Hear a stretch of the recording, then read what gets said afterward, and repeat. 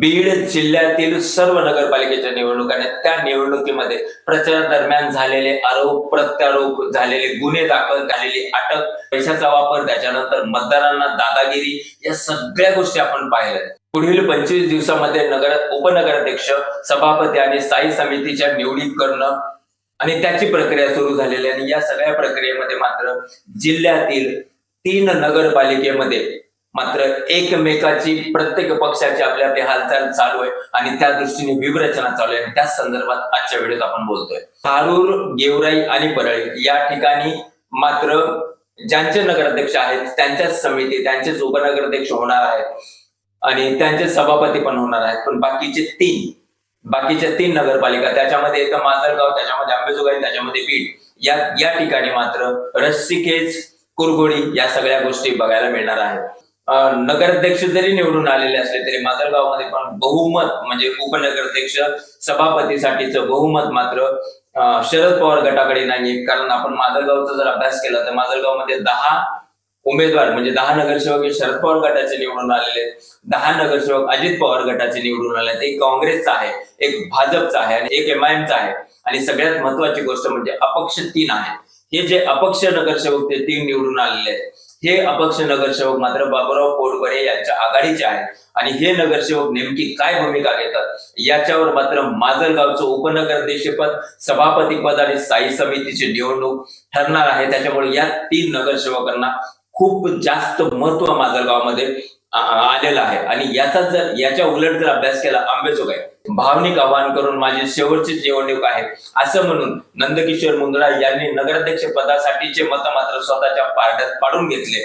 पण ते करत असताना त्यांच्या म्हणजे मुंदडाचे फक्त 11 नगरसेवक त्या ठिकाणी निवडून आले। तर त्या विरुद्ध मोदींनी जी एकत्र आघाडी तयार केली होती म्हणजे त्याच्यात शरद पवार राष्ट्रवादी होती, अजित पवार राष्ट्रवादी होती, RPI होतं, मनसे होतं, या सगळ्यांची मिळून मोदींनी एकत्र आघाडी केली होती मुंदडाच्या विरुद्ध आणि या मोदीच्या आघाडीचे मात्र 20 नगरसेवक निवडून आले। अंबेजोगाईमध्ये मात्र नंदकिशोर मुंदडा हे नगराध्यक्ष राहतील, पण उपनगराध्यक्ष, स्थायी समिती आणि सभापती हे सर्व मोदी आणि मोदीची आघाडी यांचेच राहतील। आणि याच्याच बरोबर बीडमध्ये जरी नगराध्यक्ष म्हणून अजित पवार राष्ट्रवादी काँग्रेसच्या प्रेमलता पारवी जरी निवडून आलेले असतील तरी उपनगराध्यक्ष निवडण्यासाठी, सभापती निवडण्यासाठीचं संख्याबळ पुरेसं नाही।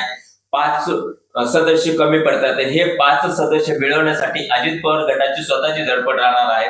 आता नेमकं ते किती यशस्वी होतात याच्यावर बघायचंय। आणखीन खोलात चर्चा चालू आहे। योगेश क्षीरसागर, संदीप क्षीरसागर एकत्र येतील का याच्याबद्दलचं खलबत मागील बऱ्याच दिवसापासून बीडमध्ये चालू आहे आणि हे चर्चा सुरू होण्याच्या मागचं कारण म्हणजे निवडणूक निकाल लागल्यानंतर सारिका क्षीरसागर यांनी सांगितलं होतं की आम्ही पिछाडीवर गेलो नाही तर आमचे स्वतःचे नगरसेवक आणि आमच्या दिराचे नगरसेवक आणि हे मात्र सगळ्यात मोठं सूतवाच सारिका क्षीरसागर यांनी केलं होतं। त्याच्यानंतर चर्चेला उधाण आलं आणि जर समजा असं झालं की संदीप क्षीरसागर आणि योगेश क्षीरसागर जर एकत्र झाले आणि त्यांनी उपनगराध्यक्षपद, सभापती आणि स्थायी समितीसाठीची व्यूहरचना जर केली तर मात्र बीडमध्ये पण म्हणजे पंडित त्यांनी स्वतःचं बीडमध्ये अस्तित्व निर्माण करण्याचा प्रयत्न केला, या पंडितांना मात्र मोठा धक्का राहील आणि त्याचबरोबर सर्व समित्या उपनगराध्यक्षपद क्षीरसागरांकडे राहील आणि फक्त नगराध्यक्ष हे अजित पवार गटाचे राहतील। पण हे दोन्ही क्षीरसागर एकत्र आणणं जरुरी आहे। हे एकत्र येतील का याच्याबद्दल मात्र जिल्ह्यामध्ये चर्चा आहे।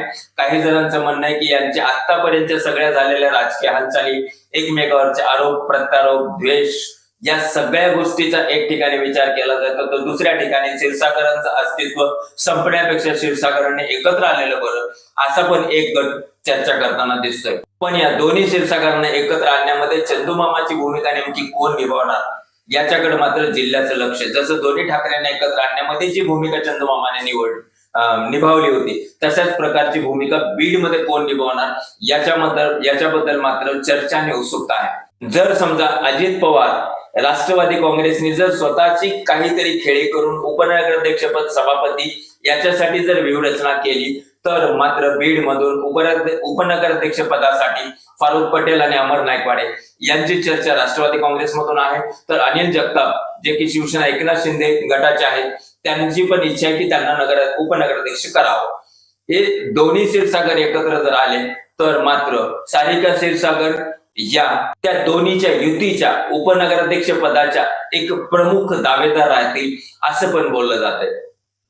आणि हे सगळं बघत असताना नेमकं अजित पवारांनी बीड नगरपालिकेच्या निवडणुकीमध्ये अशी काय खेळी केली, नाराजी नाट्य झालं, पप्पू कागदे नाराज होते, तरी हे सगळं होत असताना पण अजित पवार गटाने प्रेमलता पालवे यांना तिकीट दिलं आणि ते तिकीट देताना दोन्ही समीकरण एकत्र लावले होते.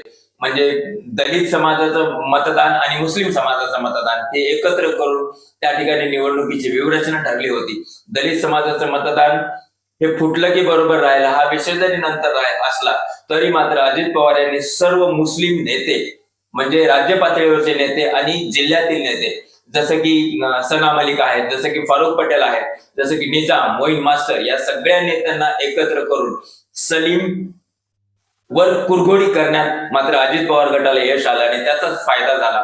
एक गट्टा मतदान मुस्लिम समाजाचं मात्र प्रेमलता पारवे यांच्या बाजूने पडलं. आणि याच्या उलट जर पाहिलं तर संदीप क्षीरसागर यांना अति आत्मविश्वास नडला आणि योगेश क्षीरसागर यांची द्विधा मनस्थिती आणि भाजपमधला प्रवेश या मात्र गोष्टी मतदारांना आवडल्या नाहीत. आणि याच्याच बरोबर आपण जर पाहिलं वार्ड वाईज जर मतदान पाहिलं तर हिंदू प्रभागातील मतदान हे भाजपला पडलं आणि मुस्लिम प्रभागातील मतदान मात्र घड्याळाला पडलं असं दिसलं. आणि या ठिकाणी MIM पाहिजे तेवढी कणखर भूमिका किंवा कठोर भूमिका निभावू शकलं नाही. आणखीन एक गोष्ट या निवडणुकीतून लक्षात आली की आमदार ज्यांना स्वतःच्या मतदारसंघामध्ये मात्र प्रभाव दाखवता आला नाही या गोष्टीची मात्र पुढे विचार आमदारांनी करणं जरुरी आहे.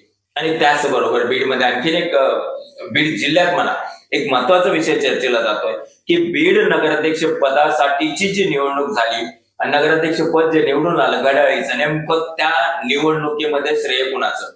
तर काही जणांचं मत आहे की हे श्रेय गेवराई म्हणजेच खास करून अमरशी पंडित यांचं आहे. पण बहुसंख्य जणांचं म्हणणं हे आहे की हे श्रेय मात्र एक गटा मुस्लिम मतदान झालं आणि त्याच गोष्टीला हे श्रेय जातं. म्हणजे अजित पवारांनी जी व्यूहरचना केली होती मुस्लिम मतदारांना एकत्र आणण्याची, नंतर निघालेला फतवा दावे दूर करून एकत्र येण्याचं ठरवलेल्या शेवटच्या 2 दिवसात आणि याच्यामुळे बीडचं चित्र बदललं असं बोललं जातं. आता या सगळ्या कुरघोड्या होतील, एकमेकाला विरोध केला जाईल, अडथळे आणले जातील, अविश्वास ठराव वगैरे अशा पण गोष्टी विचारात आणल्या जातील.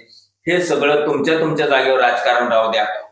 पण या राजकारणाच्या दरम्यान मात्र बीड जिल्ह्यातील सर्व नगरपालिकांचा विकास मात्र खुंटू नये ही सामान्य जनाची प्रामाणिक अपेक्षा.